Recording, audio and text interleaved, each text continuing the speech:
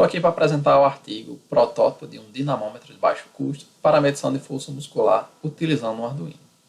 Os autores são Marcial Bezerra de Moura, no caso eu, Idalmi de Souza Queiroz Júnior, Matheus Anderson Barreto Duarte, Theo Martins de Alencar Paiva e Maicon Jean de Moura. Vamos lá. Introduzindo o trabalho. O motivo para a realização do trabalho é simples. Na área medicinal, principalmente na área de diagnósticos, instrumentos, que são os instrumentos responsáveis por fazer a maior parte desse diagnóstico, acaba sendo muito caro.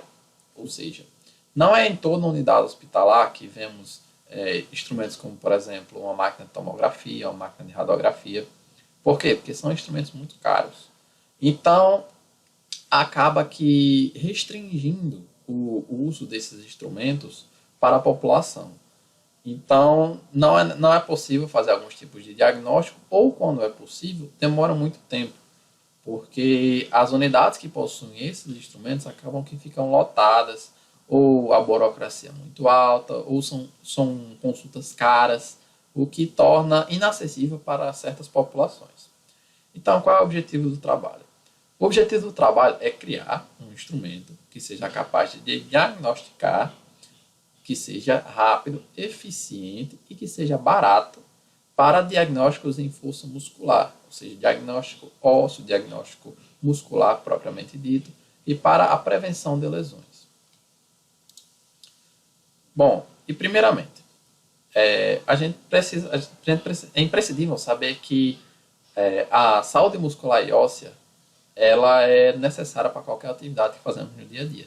Se vamos andar, se vamos correr, se vamos executar alguma atividade física, alguma atividade laboral, necessitamos da saúde muscular e óssea. Por quê? Porque os músculos e são os ossos que conseguem nos movimentar. E a utilização para entendermos como se dá a fabricação de instrumentos desse tipo, temos que entender a balança. Bom, a balança é utilizada desde a antiguidade. Antigamente, os comerciantes utilizavam a balança para pesar algum tipo de venda que eles iriam fazer. Também eram utilizados para medir coisas, medir volumes, etc. Então, a balança sempre foi utilizada das mais diversas formas. E a balança, hoje em dia, não serve só para pesar coisas, também serve para medir também a força, medir volume, medir concentração. Então, para a aplicação desse trabalho, a balança é imprescindível porque ela é utilizada para medir a força em que um paciente vai executar no instrumento. Então, medidores de força fisioterapêuticos são assim que funcionam. Eles utilizam o princípio de uma balança para funcionarem, ou seja, para colocarem diagnósticos para o médico, utilizando o princípio da balança. Como, por exemplo, na figura 1, onde apresentamos o dinamômetro digital de mão, com a fonte Instrumterm, que ele é utilizado para fazer o diagnóstico do punho. Então, digamos que você tem uma lesão no punho. E essa lesão ocasiona que você não consegue fazer uma força em que um punho saudável iria realizar nesse instrumento. Então, o profissional da saúde irá conseguir refletir como é que está o seu punho, se está bom, se está ruim, ou se está melhorando com o tempo através desse instrumento. Então, é este o objetivo, criar algum tipo de instrumento que seja possível efetuar esse diagnóstico inicial. Bom, para isso, utilizamos o Arduino. O Arduino é um controlador que possui um microcontrolador integrado, e esse Arduino é utilizado para controlar uma lógica que a gente pode fazer de qualquer maneira. Como assim? O Arduino pode ser implementado com sensores e podem fazer com que retorne um valor quando programado para o mesmo. Então, na prototipagem, o Arduino é um dos principais, se não o principal controlador que é utilizado, pois ele possui uma fácil aplicação. E junto com o Arduino, utilizamos a célula de carga. A célula de carga é um tipo de sensor que vai nos retornar um valor de força. através da diferença de potencial. Como ela funciona?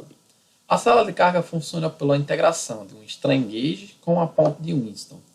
O strain gauge, como mostra na figura, é uma barra metálica onde passa por ela um amontoado de fios. E nesses fios, o que é que acontece? Quando temos um peso, imagine aí que estamos colocando um peso em cima da célula de carga. E esse peso, a tendência desse peso é fazer uma força para baixo. E com essa força, o que é que vai acontecer? Ela vai dilatar o material, ela vai achatá-lo e comprimi-lo. Vai fazer esse movimento aqui. Ó. Então ele vai diminuir de tamanho e vai aumentar de largura. Quando ele faz isso, ele muda a resistência através da lei de Ohm. A lei de Ohm diz que a resistência é igual à resistividade do material vezes o comprimento sobre a área. Quando o comprimento e a área muda desse material, acaba que a resistência também muda. E aí que entra a ponte de Winston. A ponte de Winston é muito utilizada na área sensorial. E o que é que ela faz? Temos 4 resistores, onde um deles é variável. No caso, seria o strain gauge.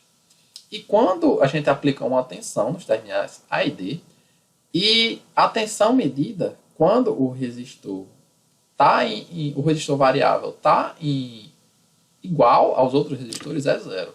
Só que quando esse resistor muda, a tensão medida entre os terminais B e C também muda.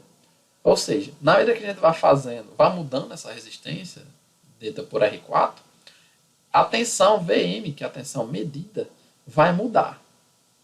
Então, o que acontece? Quando a gente coloca uma força lá no strain gauge, a tensão medida no VM, nos terminais B e C, acaba que fica mudando, variando de acordo com a força que é aplicada. Então, a gente consegue proporcionar a força que está sendo aplicada através da tensão que está sendo medida aí na ponte de Winston. E quais são os materiais que foram utilizados no protótipo? O Arduino, propriamente dito. 2 células de carga de 50 kg. Aí, por que 2 células de carga? O instrumento que vai ser feito, protótipo, como eu falei lá no início, é um instrumento que deve ser amplamente difundido. Ou seja, é um instrumento que não é para fazer só um diagnóstico. Não é um instrumento só para a mão, não é um instrumento só para o pé. É um instrumento que pode ser utilizado em qualquer parte do corpo. E por ser utilizado em qualquer parte do corpo, apenas uma célula de 50 kg não seria suficiente, pois ocasionaria que alguns membros conseguem fazer uma força maior do que uns 50 kg, como por exemplo uma perna, um braço. Então, a utilização de 2 células de carga de 50 kg foi a escolhida. Um módulo amplificador, o HX711, que é o amplificador funciona em conjunto com o strain gauge, ok? Como é que ela vai funcionar? Quando a tensão medida é uma tensão muito baixa, lá na ponte de Winston, o Arduino não consegue detectar. Então, acaba que é necessário a utilização do amplificador. Então, lá na ponte de Winston vai ser medida uma tensão que vai ser amplificada pelo HX711 e assim vai ser possível a leitura no Arduino. Um módulo SD com um cartão de memória para que seja possível o registro dos dados, um display para a exibição ao usuário, um módulo RTC, que é um Real Time Clock, que é utilizado para possuirmos o data e hora gravados também em relação à força aplicada. Uma bateria, botão de alimentação e botão de interface. Cada componente aí custou mais ou menos R$50. Então, cada componente não, a soma de todos os componentes.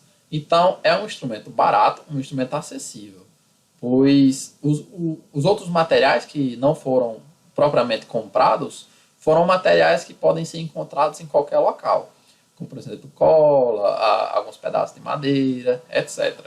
Então não é um instrumento caro, mesmo que ele fosse fabricado em nível industrial, seria mais barato ainda. Então é acessível à população. Vale salientar que os valores foram atualizados dia 23 de junho de 2019, que foi quando o trabalho foi efetuado. Como funciona a lógica do circuito? Bom, a célula de carga vai receber a força, que vai ser amplificada pelo sinal, que vai ser amplificada pelo HX711, E o controlador, que é o Arduino, vai receber os dois sinais, tanto da força quanto do relógio.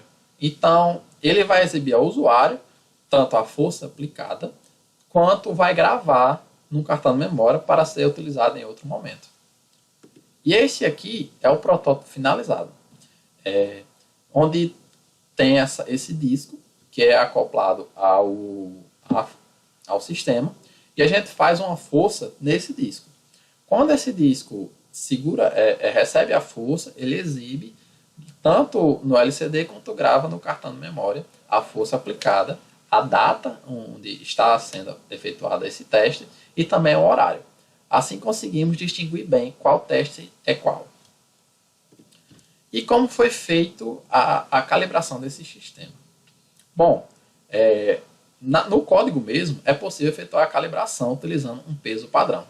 Então, pegamos o instrumento, conseguimos colocar através de um peso padrão, que está mostrado na figura, e conseguimos fazer a proporção, ou seja, quanto de tensão corresponde a quanto de gramas ou de quilo. E a utilização da unidade de medida quilograma foi feita porque o instrumento, por ser um instrumento mais acessível e por não ser um instrumento tão científico, ele não foi utilizado como Newton. Por quê? É mais acessível à população o Newton ou o quilograma. Claro que o quilograma.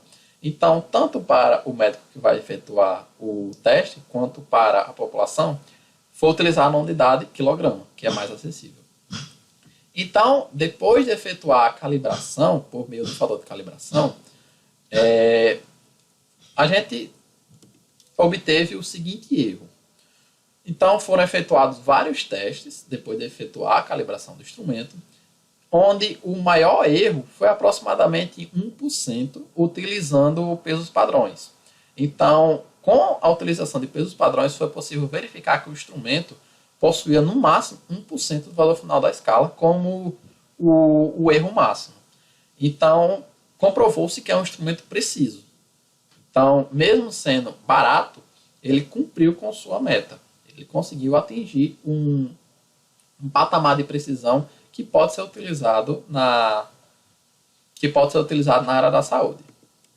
Então, foi possível criar um instrumento preciso, um instrumento barato e que pudesse ser utilizado na área de diagnóstico. Claro, vale salientar que foi um instrumento feito por um discente, logo ele não tem capacidade médica ou capacidade profissional de testar esse equipamento em pessoas. Então, vale salientar isso, que não deve ser testado em pessoas. Por enquanto, até um profissional da saúde poder efetuar o diagnóstico mais preciso. E para o instrumento foi realizado alguns trabalhos futuros, ou seja, a integração do curso com o curso de medicina da UFESA, para que então fosse possível disseminar o instrumento com a comunidade acadêmica e tentar melhorias, como por exemplo, diminuir esse erro nas células de carga e melhorar o sistema de aquisição de dados, melhorar o display que foi mostrado que é mostrado ao usuário, etc.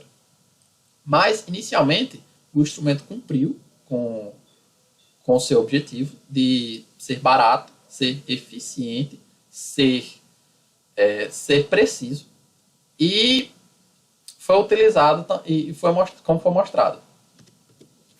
Muito obrigado a todos. Esse foi o trabalho apresentado e agradeço a compreensão. Obrigado.